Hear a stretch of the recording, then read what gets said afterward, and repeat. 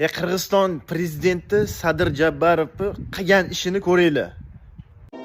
Qirg'iziston davlat rahbari Sadir Japarov farosatiga 5 baho desak to'g'ri bo'ladi.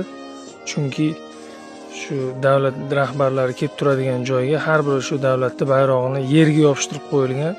Shunga bu Sadir Japarov farosati ishlab, o'zini davlat bayrog'i oyog'ini ostida yotmasligi uchun Qirg'iziston bayrog'ini yerdan shilib olib, cho'nchagiga solib qo'yganini ko'rishingiz mumkin. O'zingizlar ko'rdinglar. Malades, respekt shu prezidentga. Qaranglar, prezidentlarni, davlatlarning bayrog'ini yerga yopishtirib qo'ygan, shu yerda prezidentlar turish kerak degan.